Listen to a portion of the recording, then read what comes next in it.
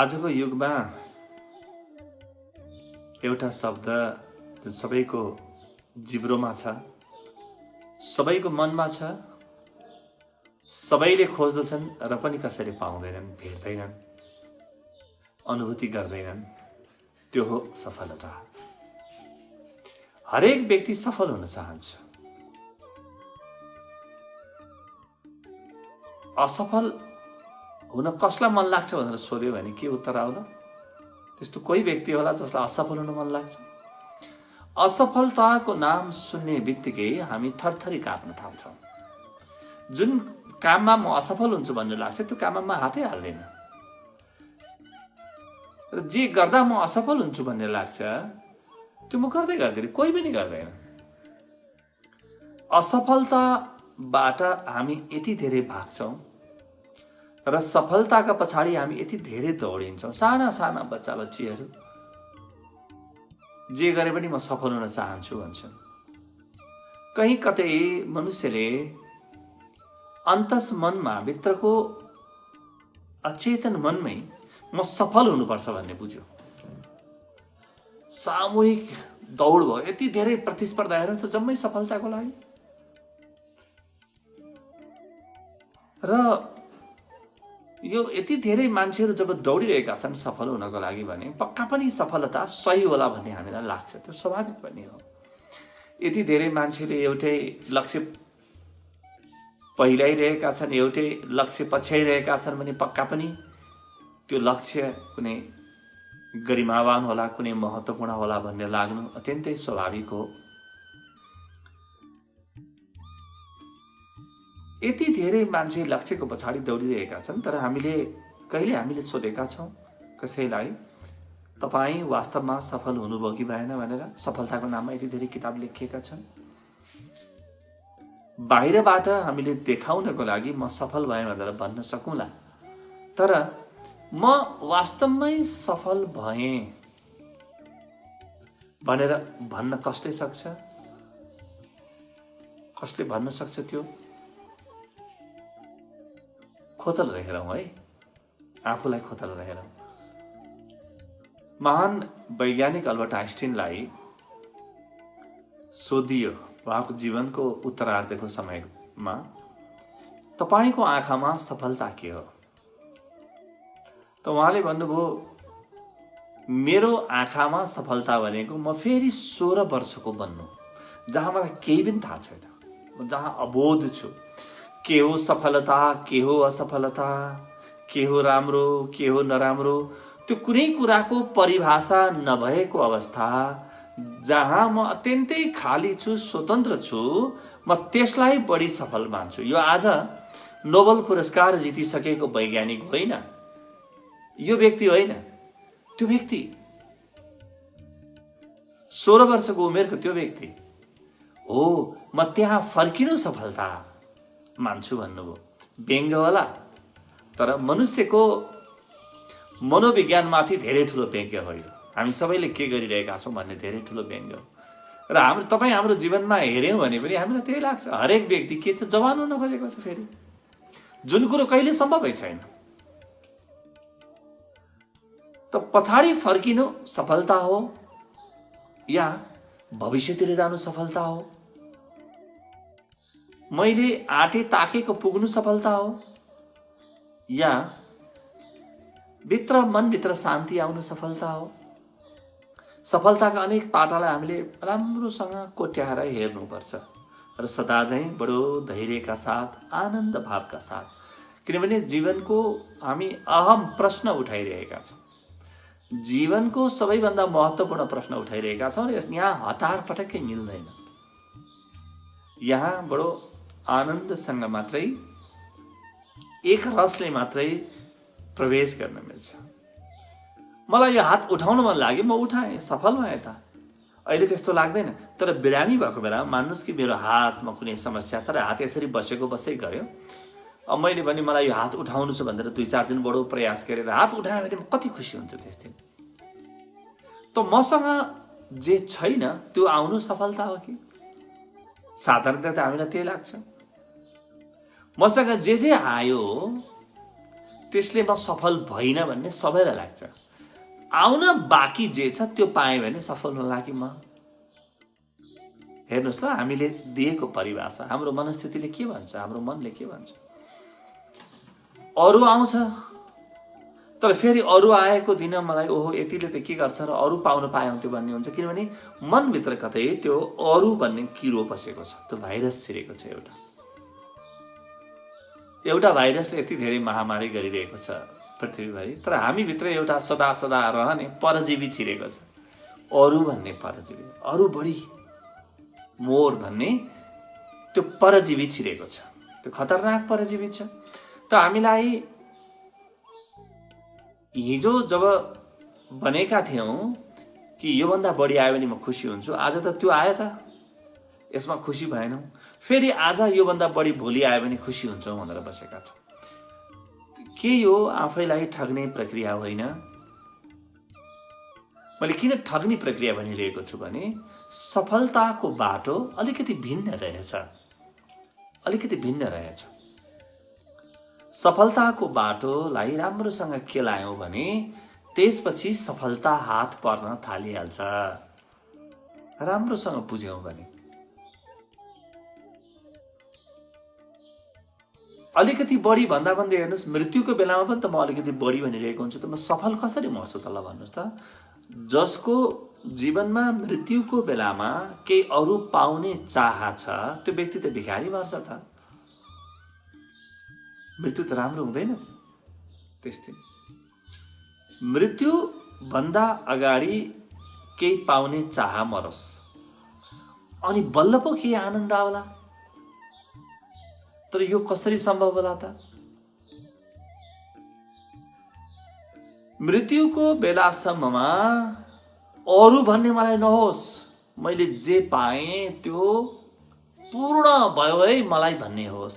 र मृत्युको भरोसा छैन, मृत्यु कहिले आउन सक्छ। कसैले भन्न सक्दैन कि अब 50 वर्षमा ठ्याक्कै मृत्यु आउँछ, कसैको बारेमा कसैले पनि भन्न सक्दैन।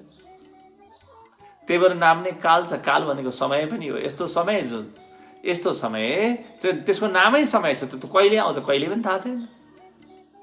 काल भनेको समय पनि हो। त सफलताका विषयमा केही महत्त्वपूर्ण कुराहरू आए। पहिलो, बाहिरको जीवनमा हामीले हेर्यौँ भने लक्ष्य छ भने मात्रै सफल भएको अनुभव गरिन्छ। यो विषय त हामी बार बार चर्चा गरिरहेका छौँ। आज यो विषयलाई अझ गहिरोसँग मनोवैज्ञानिक रूपमा चर्चा गर्नेछौँ हामी।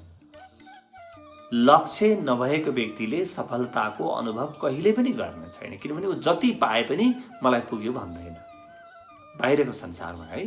त्यसकारणले भौतिक संसार, नाप्न मिल्ने संसार, यो देखिने संसार जुन छ नि, यो जगत पदार्थले भरिएको संसार, यहाँ आफ्नो जीवनको लक्ष्य यकिन हुनुपर्छ। अनि बल्ल म सफल भएँ कि भइन नाप्न मिल्छ। त यदि मेरो जीवनमा लक्ष्य छैन भने जे आए पनि मलाई तृप्ति हुँदैन, मलाई पुग्यो भन्न ठान्दिनँ। मेरो मन झन अगाडि दौडिन्छ र म सफल कहिले पनि अनुभव गर्दिनँ। मेरो जीवनमा असफलता हात परेको गर्छ। यो एउटा कुरा हामीले साझा रूपमा अनुभव गर्यौँ। यसलाई आफूभित्र, त्यो आफ्नो हृदयमा एउटा भित्र कतै लगेर साँचेर राखौँ ल। यो पहिलो कुरा। दोस्रो महत्त्वपूर्ण कुरा के भने मैले जे काम गरिरहेको छु त्यो काम सम्पन्न होस्।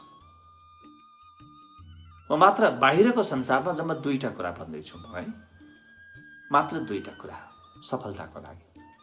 जेसुकै होस्, पहिलो हामीले के भन्यौँ, लक्ष्य होस्, म यो गर्दैछु भन्ने होस्। म आज 5 किलोमिटर हिँड्दैछु भन्ने होस् र 5 किलोमिटर हिँडेँ कि हिँडिनँ म नाप्न मिल्छ, लक्ष्य मापन गर्न मिल्छ। मेरो मन ढुक्क हुन्छ, होइन भने मेरो मनले कहिले पनि ढुक्क अनुभव गर्दैन। एउटा यो। अर्को चाहिँ के हो भने म जे कार्य गर्दैछु त्यसलाई सम्पन्न गर्ने है, सफल म भन्दिनँ, काम सिद्ध्याउने, त्यो कार्यलाई राम्रोसँग सम्पन्न गर्ने तरिका मलाई थाहा भयो। त्यो सिप, त्यो ज्ञान मलाई थाहा भयो, त्यो शक्ति, त्यो बल ममा छ भने म सफल अनुभव गर्न थाल्छु। बाहिरको संसारमा जम्मा 2टा कुरा भए, जम्मा 2टा शर्त पुरा भयो भने सफलता अनुभव गर्न थालिहाल्छ व्यक्तिले। आफूलाई हेरौँ त, आफूतिर फर्क्यौँ त। पहिलो लक्ष्य छ भने जीवनको हरेक कुरामा लक्ष्य बनाएर गर्ने होइन।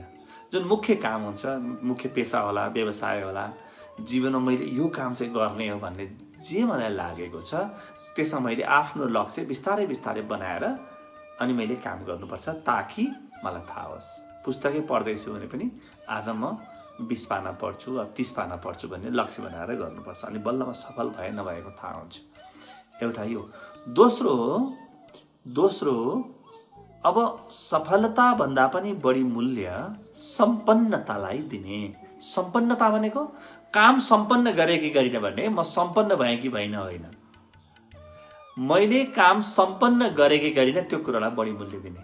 किन कार्य सम्पन्न गर्ने, एक्जिक्युट गर्ने हुन्छ नि, थ्रु एन्ड थ्रु भन्छौँ क्या हामी यसलाई अङ्ग्रेजीमा। थ्रु एन्ड थ्रु काम सम्पन्न गर्ने कला हरेक व्यक्तिलाई चाहिन्छ। यो धेरै ठुलो कला हो। हामी काम त सुरु गर्छौँ तर त्यो कामलाई कहिले पनि सक्दैनौँ, पूर्णतामा लैजाँदैन। कति काम हामी बाटामा छोडिदिन्छौँ र हामी जब ध्यानमा बस्छौँ वा पूजामा बस्छौँ वा आरामसँग भक्तिभावमा बस्न खोज्छौँ, हामीलाई केले पछ्याउँछ? मेरा सम्पन्न नगरिएका कामहरूले मलाई पछ्याउँछन्। ती कामहरू नै मेरो जीवनमा कर्मबन्धन बनेर आउँछन्, मेरो मनमा तनाव बनेर आउँछन्। अनफिनिस्ड जबलाई स्ट्रेस भनिन्छ। जुन कार्यहरू सम्पन्न हुन बाँकी छन् ती।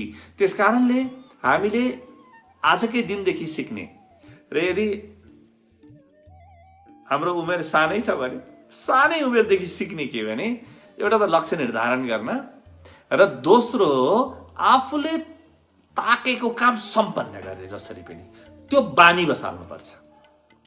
धेरै ठुलो आदत हो यो। र जो व्यक्ति आफूले ताकेको काम सम्पन्न गर्न सिक्दछ त्यो व्यक्तिलाई संस्थाले, समाजले एकदमै मन पराउँछ। पर्फर्मेन्स हुन्छ नि, त्यो पर्फर्मेन्स ओरिएन्टेड, रिजल्ट ओरिएन्टेड व्यक्ति हुन्छ यो। अब यो व्यक्तिले तत्काल कुनै पनि काम देख्ने बित्तिकै यसलाई म यसरी सक्छु भनेर आफ्नो मनमा पुरै व्यवस्था बनाइहाल्छ र ऊ तत्काल कार्य सम्पादनमा अगाडि बढ्छ। बाहिरको संसारले, हाम्रो जीवनले, समाजले हामीलाई कति जिम्मेवारी दिन्छ? जति मेरो कार्य सम्पादन गर्ने क्षमता छ उति जिम्मेवारी दिन्छ। त बच्चा बच्चीहरूले मेरो आजको गृह कार्य मैले आज कसरी सक्ने हो, भोललाई राख्ने होइन गृह कार्य। तपाईँ गृहिणी हुनुहुन्छ भने पनि आज गर्ने काम के हो, अहिले गर्ने काम के हो? म यदि कहीँ कर्मचारी छु भने मेरो काम के हो, मैले मेरो काम बुझेर त्यो कामको लक्ष्य बनाउने र त्यो कामलाई सम्पन्न गर्ने। मेरो सम्पन्न गर्ने क्षमतामा नै मेरो सारा प्रगति निर्भर हुन्छ। मसँग कति धन आउँछ, कति सम्पन्नता आउँछ, समृद्धि आउँछ, यी दुईटा कुरामा निर्भर पर्छ। बाहिरको संसारमा, भौतिक संसारमा है, हामीले देखिने जगतमा। र यदि म उद्योगी हुँ, व्यवसायी हुँ अथवा अरू केही काम गर्छु भने पनि म सम्पन्न गर्न जानु होइन। त जसले काम छिटो र राम्रोसँग सम्पन्न गर्न जान्दछन् तिनैको सामान बिक्छ। तिनै संस्थाहरू ठुला ठुला हुन थाल्छन्, तिनै व्यक्तिहरू महत्त्वपूर्ण पदमा पुग्छन्। पर्फर्मेन्स, यी दुईटा कुरा हामीले बाहिरको संसारको लागि भन्यौँ होला। अब यी दुईटा कुरा भए पनि मैले जतिसुकै काम एकदम बेलामा सम्पन्न गर्ने अत्यन्तै पर्फर्मेन्स ओरिएन्टेड मान्छे म भए पनि के त्यो कार्य सम्पन्न गर्दैमा म वाह मेरो जीवन परिपूर्ण भयो भन्न सक्छु त? लक्ष्य बनाएर जीवनमा कुनै कुरा सम्पन्न गर्दैमा म परिपूर्ण भएँ भन्न सक्छु त? मेरो जीवनमा बाहिरबाट भौतिक संसारले जे दिने हो त्यो त दिन्छ। जो व्यक्ति आफ्नो लक्ष्यमा अत्यन्तै प्रबल छ र कार्य सम्पादन क्षमता जसको उच्च छ त्यो व्यक्तिले धेरै छिटो प्रगति गर्छ। प्रगति नै प्रगति गर्छ। यो प्रगति अत्यन्तै राम्रो हुन्छ, तर यो प्रगति आधा हो। अब अर्को आधाको कुरा गर्छु म।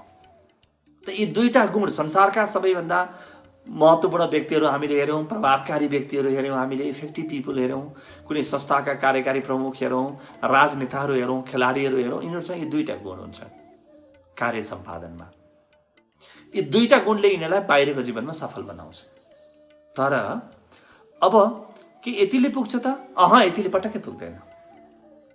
यतिले पटक्कै पुग्दैन। अब हामी आफूतिर फर्क्यौँ। बाहिर जतिसुकै कार्य सम्पन्न भए पनि नि भित्र मनभित्र गहिरो प्रसन्नता र गहिरो शान्ति आएन भने जीवन काम लाग्दैन। अघि हामीले भनेका यी दुईटा गुणले समृद्धि बढ्छ, बाहिरको प्रभावकारिता बढ्छ, नाम बढ्छ, दाम बढ्छ, मलाई व्यक्तिहरूले रुचाउन थाल्छन्, म अत्यन्तै महत्त्वपूर्ण हुन थाल्छु, सबै कुरा हुन्छ। तर त्यो देखिने पाटो, नदेखिने भित्री पाटो, त्यो अत्यन्तै महत्त्वपूर्ण हुन्छ। मनोविज्ञान भन्छ कि देखिने पाटो, व्यक्तिको बाहिरी देखिने पाटो 10% हो, नदेखिने पाटो 90% हो। हामी 10 र 90 पनि नभनौँ, हामी बराबर मूल्य दिउँ न। संसारलाई आधा 50%, आफूलाई आधा 50% मूल्य दिउँ अब। र अब अर्को पाटो हेरौँ ल। भित्र मलाई कहीँ तृप्ति, प्रसन्नता, शान्तिको अनुभूति हुनुपर्छ, जुन बाहिर भौतिक सम्पन्नताले दिँदैन। थोरै मात्रै दिन्छ, आधा दिन्छ भनौँ न हामीले। मनोविज्ञानको भाषामा 10%, हाम्रो भाषामा चाहिँ 50% भनौँ। किनभने यसको कुनै नाप्न मिल्दैन क्या। कसैको लागि बढी होला, कसैको लागि कम होला। महात्मा गान्धीको लागि भौतिक प्रगतिले कति मूल्य 1% पनि छैन होला। अर्को कोही व्यक्तिको लागि भौतिक प्रगतिको मूल्य 79% होला। किनभने औसतमा हामी 50 भन्दैछौँ है। त अब म सफल भएँ कि असफल भएँ भनेर नाप्ने, बाहिरको जीवनमा मसँग धन कति आयो, सम्पत्ति कति आयो, कति घर आयो, कति म मान्छेहरूको माझमा लोकप्रिय भएँ, कतिजनाले रुचाउँछन्, यो आधा पाटो भयो है। यो आधा पाटो भयो, 50% भयो। अर्को 50% म सफल भएँ कि असफल भएँ भनेर हेर्नको लागि मभित्र वास्तवमै अत्यन्तै गहिरो शान्ति, गहिरो प्रेम, आनन्द, खुसियाली,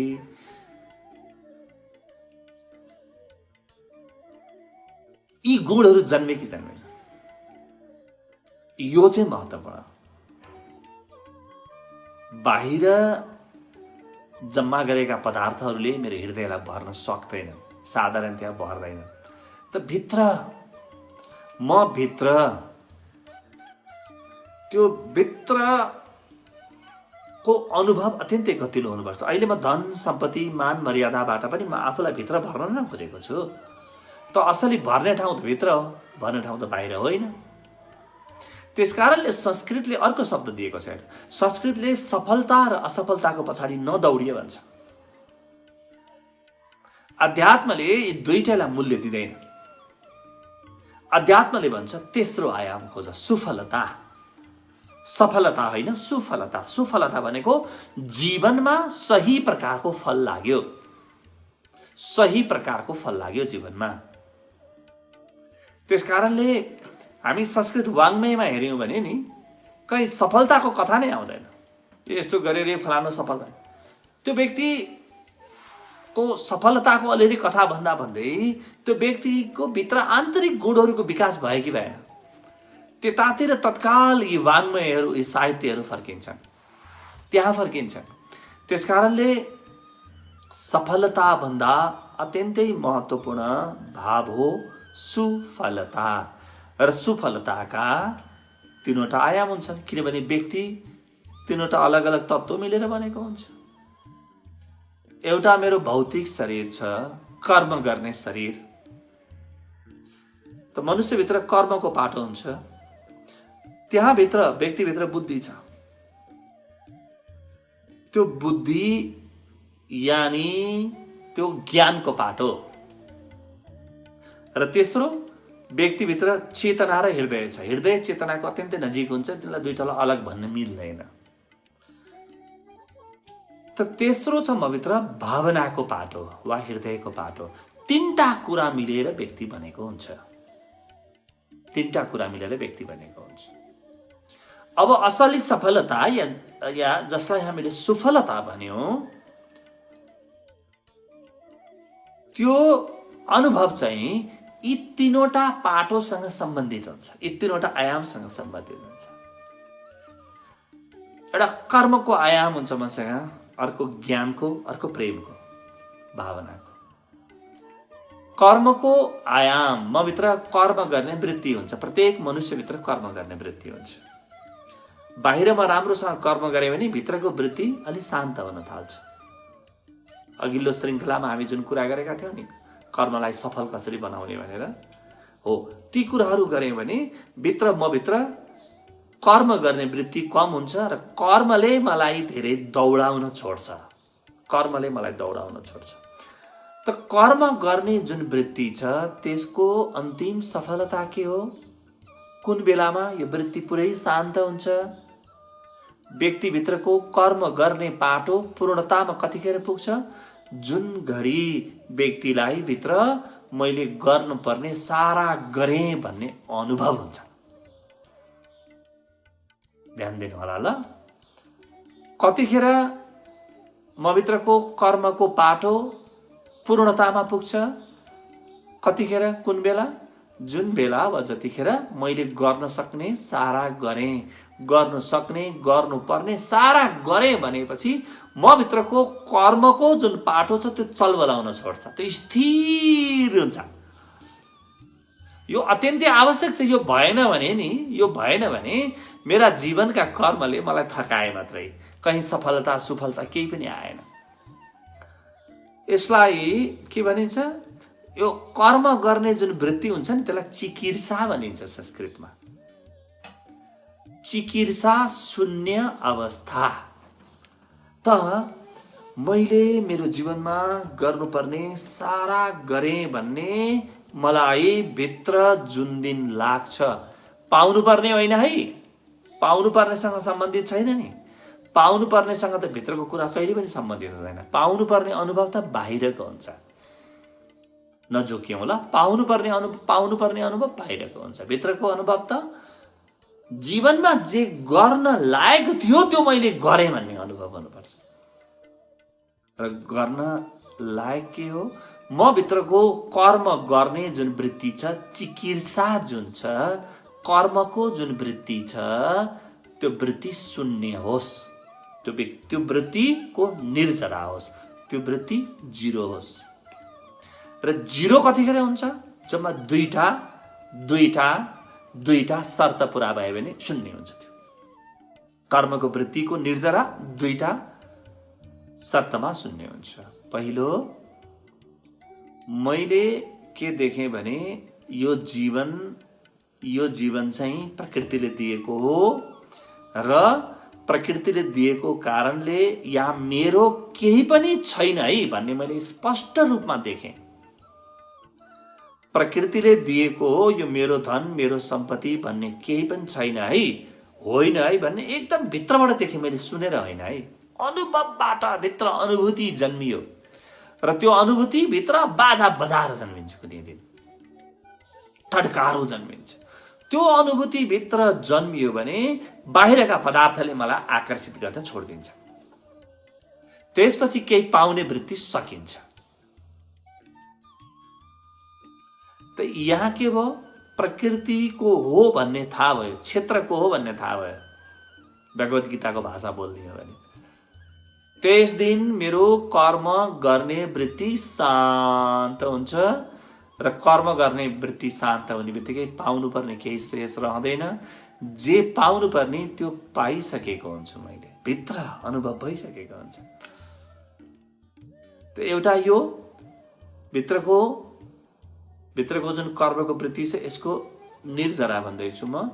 दोस्रो, यो संसारमा कर्म गरेर मैले जतिसुकै पाए पनि त्यसको अर्थ केही रहेनछ, यो भुलभुलैया रहेछ भन्ने स्पष्ट बोध भयो भने, बोध शब्द प्रयोग गर्दैछु है, तत्त्व बोध भयो भने त्योभन्दा पहिले कर्मको निर्जरा हुँदैन, सफलताको अनुभव हुँदैन, सुफलताको अनुभूति हुँदैन। क्षमा गर्नुहोला। त म भित्रको कर्म गर्ने पाटो थचक्क बस्नुपर्छ। त जीवनका प्रारम्भिक दिनमा खूब कर्म गर्ने हो, तर बुझेर कर्म गर्ने हो। के बुझेर? कि कर्म गरेर मात्रै जीवनको उचाइमा छुन सक्दिनँ भन्ने बुझेर कर्म गर्ने। कर्मको सिमाना छ, त्योभन्दा पछाडि कर्म जाँदैन। कर्म त यो कस्तो हो भने समुद्रमा उठेका लहर जस्तै हुन्। उठे मेरा कर्महरू अनि फेरि समुद्रमै गएर सुते, सक्यो। तिनको खास केही अर्थ रहँदैन, दीर्घकालमा केही पनि अर्थ रहँदैन। तर मभित्रको मनोविज्ञानको अर्थ रहन्छ। मभित्रको मनोविज्ञानको धेरै ठुलो अर्थ, धेरै ठुलो मात्र होइन, त्यो नै महत्त्वपूर्ण हो। त हामी भन्दै थियौँ नि, भित्र तीनवटा पाटो, एउटा कर्मको पाटो, अब दोस्रो ज्ञानको पाटो, तेस्रो प्रेमको पाटो। ज्ञानको पाटोमा के हुन्छ? म सफलता वा सुफलता कतिखेर अनुभव गर्छु? जुन दिन म को हुँ त्यो पूर्ण रूपमा चिने भने म अन्यथा केही हुँ भनेर बुझ्दिनँ। म असफल हुँ भन्ने पनि लाग्दैन, म सफल हो भन्ने पनि लाग्दैन, म फलाउनु हो भन्ने पनि लाग्दैन, म ढिस्कानु हो भन्ने पनि लाग्दैन। सारा पहिचान टुट्छन्, सारा परिचय टुट्छन्। यी सबै पहिचान परिचय, म ठुलो हुँ, म सानो हुँ, म महान हुँ, म पापी हुँ, म पुण्यात्मा हुँ, म जान्ने हुँ, म नजान्ने हुँ, यी जम्मै पहिचान मलाई सिमाना दिने पहिचानहरू हुन्। यी सारा पहिचान त्यस दिन टुट्छन् जुन दिन म भित्रबाट म को हुँ आफैले चिने। अब मलाई मेरो कामले परिभाषित गर्नु परेन, मेरो भिजिटिङ कार्ड काम लागेन, समाजले मलाई परिभाषित गर्नु परेन, मेरो पद काम लागेन, मलाई दिने नमस्कारहरू काम लागेनन्, केही पनि काम लागेन। सारा त मेरो ज्ञानको सफलता के हो? म को हुँ भन्ने स्पष्ट रूपमा सदाका लागि चिन्नु ज्ञानको सफलता हो। कर्मको सफलता अब केही गर्नु छैन मैले भन्ने बुझ्नु। ज्ञानको सफलता अब बढी केही जान्नु छैन भन्ने बुझ्नु। मैले योभन्दा बढी केही जान्नु छैन भन्ने बुझ्ने जुन अनुभूति हुन्छ नि, त्यो अनुभूति कल्पना गर्नुहोस् त, कस्तो शान्तिदायक, कस्तो आनन्ददायक कि व्यक्ति त्यहाँबाट टसमस गर्दैन। त्यो ध्यानको पराकाष्ठा हो, त्यो जीवनको पराकाष्ठा हो। यहाँभन्दा अगाडि जीवन धकेल्नै सकिँदैन, छँदै छैन त्यहाँभन्दा अगाडि केही पनि। त्यो जीवनको परिसमाप्ति हो। सर्व कर्म मिदम पार्थ ज्ञानम परिसमाप्यते। त्यहाँ त्यो ज्ञानमा, त्यो ज्ञान कस्तो हुन्छ भने स्थिर ज्ञान। यस्तो कस्तो दियो पुरै बलिरहेको छ, ज्ञानको दियो, तर कहीँ हावा छैन, कहीँ पनि त्यो ज्योति कम्पित छैन, सकियो सबै। वा त्यो ज्योति यस्तो बलवान भयो कि कुनै पनि हावासँग लड्न सक्छ। अब यो ज्ञानको परिसमाप्ति भयो, यो हो सफलता। र त्यो अनुभूति भित्र गहन शान्तिको रूपमा आउँछ, गहन शान्तिको रूपमा आउँछ। गहन पहिलो कर्मको निर्जरा भयो भने त्यो अनुभूतिलाई शान्ति भनिन्छ, दोस्रो अनुभूतिलाई आनन्द भनिन्छ, परम आनन्दको अनुभूति हुन्छ। अब तेस्रो अनुभूतितिर जाउँला, किनभने बाहिर अनुभव हुन्छन्, भित्र अनुभूति हुन्छ। सम्पत्ति इत्यादि बाहिरी कर्मबाट जन्मिने हुन्। यिनले हाम्रो जीवन केही मात्रै भर्न सक्छन्। महत्त्वपूर्ण भित्र हो, र महत्त्वपूर्ण भित्र हो भन्ने जसले बुझ्यो नि, उसले आधा बाटो हिँड्यो भन्ने बुझे हुन्छ। आधा बाटो हिँड्यो है। अब उसको लागि कर्म जुन छ नि, खेल हुन्छ क्या।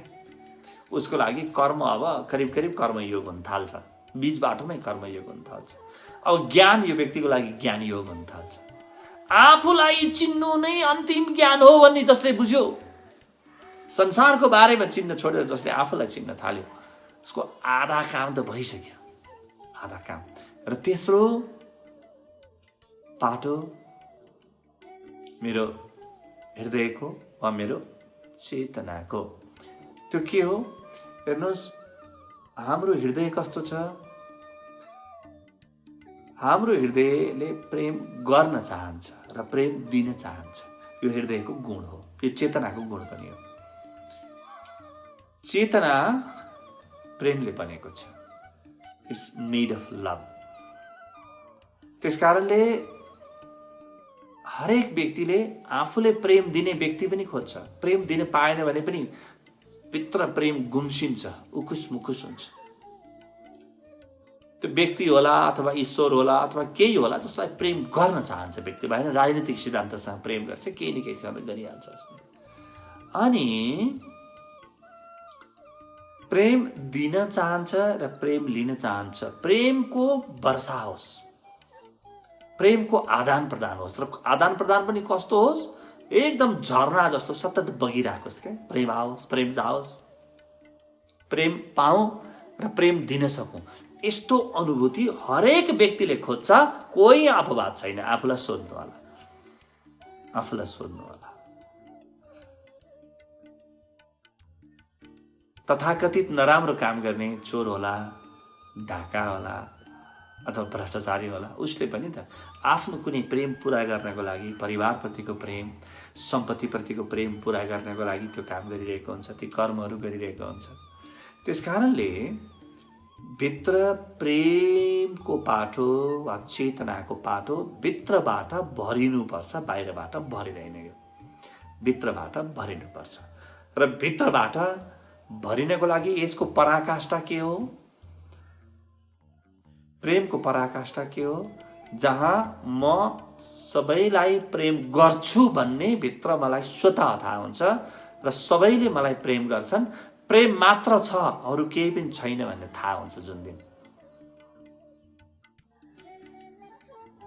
यानी मेरो जीवन नै प्रेम बन्छ, मेरो जीवन नै प्रेम बन्छ।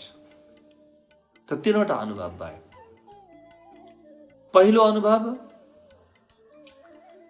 चारवटा अनुभव भनौँ न। बाहिरको जीवनको अनुभवलाई हामीले सफलता भन्यौँ र भित्रका तीनटा अनुभवलाई सुफलता भन्यौँ। भित्रका तीनवटा अनुभवमा कर्मको अन्तिम अनुभव के हुन्छ? कर्म गर्नु बाँकी छैन, कर्म गर्नु र नगर्नु एउटै हो भन्ने जसलाई भित्रबाट स्पष्ट हुन्छ। त्यो आज स्पष्ट हुँदैन, कर्मले तानिरहेको छ। ज्ञानमा म को हुँ भन्ने स्पष्ट अनुभूति र प्रेममा म प्रेम नै हुँ भन्ने अनुभूति। व्यक्ति प्रेम हो, शुद्ध प्रेम हो व्यक्ति। र ब्रह्माण्डभित्रको प्रेम तत्त्व जुन छ, जुन प्रेम तत्त्वले सारा ब्रह्माण्डलाई सञ्चालन गर्छ, त्यो ईश्वर तत्त्वसँग गहिरो अनुभूति नभइकन यो प्रेममा गएर मिसिँदैन। म संसारको जतिसुकै मान्छेलाई प्रेम गरौँ, जतिसुकै धन सम्पत्तिलाई प्रेम गरौँ, म भित्रको प्रेम गर्ने क्षमता अलिकति पनि प्रयोग हुँदैन जबसम्म प्रेमको स्रोतलाई नै प्रेम गर्दिन। जबसम्म म मेरो प्रेमको स्रोतलाई नै प्रेम गर्दिन, तबसम्म मेरो प्रेमको चुकतारा हुँदैन, एक्जस्ट हुँदैन। प्रेमको स्रोत भनेको के हो? परमात्मा, प्रभु, ईश्वर, भगवान, त्यो मेरो प्रेमको स्रोत हो। एकमात्र प्रेमको स्रोत त्यही हो। तर पदार्थसँग प्रेम भइन्जेलसम्म यो कुरा बुझ्न सकिँदैन। त्यसकारणले छिटो छिटो कर्म गर्ने, रमाइलोसँग कर्म गर्ने, कर्मलाई फटाफट सम्पन्न गर्ने, ताकि आफूभित्र काम गर्न पाइयोस्, आफूभित्र काम गर्न पाइयोस्। त मेरो हृदय यति विराट भयो कि त्यहाँ नअट्ने कोही केही नै रहेन। त्यतिखेर मात्रै म शुद्ध प्रेम बन्ने छु है। मेरो हृदय यति विराट भयो कि ब्रह्माण्डमा कोही र केही पराया रहेन। म ब्रह्माण्डमा भएँ, ब्रह्माण्ड ममा भयो। त्यो अनुभूति फेरि दोहोऱ्याउँ ल। म ब्रह्माण्डमा भएँ या म ब्रह्माण्डको भएँ, ब्रह्माण्ड मेरो भयो, सबैमा भित्र हटे, कहीँ कुनै पनि कुराको मसँग तगारो छैन, कुनै बीचमा व्यवधान छैन। त्यो प्रेम जुन छ नि सतत रूपमा बगिरहन्छ। पहिलो अनुभूतिमा, सफलताको पहिलो अनुभूतिमा कर्मको वृत्ति समाप्त भएपछि अचानक व्यक्ति परम शान्त हुन्छ र ऊ जे पनि गर्छ त्यस दिनदेखि कर्मयोग भन्छ। दोस्रो, आफूलाई चिन्दछ, त्यस दिनदेखि जे पनि गर्छ ज्ञान योग बन्दछ। तेस्रो, प्रेमको रूपमा आफ्नो अनुभूति हुने बित्तिकै त्यो व्यक्तिको जीवन भक्ति योग बन्दछ। त भित्रको सफलता भनेको कर्मयोग, ज्ञान योग र भक्ति योग हो। र रमाइलो कुरा के हो भने एउटा अनुभव भयो भने नि भित्रका सफलताका यी 3टा आयाम मध्ये एउटा पनि भयो भने बाँकी रहेका 2टा आफै हुन्छन्। बाँकी रहेका 2टा आफै हुन्छन्। एउटा भयो भने बाँकी रहेका 2टा आफै आउँछन्। त्यसकारणले कि कर्मको निर्जरा गर्नतिर लाग्नु पर्यो, कि ज्ञानको पराकाष्ठातिर लाग्नु पर्यो, कि प्रेमको पराकाष्ठातिर लाग्नु पर्यो। अरू कुनै उपाय छैन। कर्मको पराकाष्ठा आउँदैन। कर्म चाहिँ निषेधको प्रक्रिया हो। कर्म गर्दा गर्दै म कर्मबाट सर्लकै बाहिर निस्किनुपर्छ। त्यसको अरू कुनै मसँग विकल्पै छैन।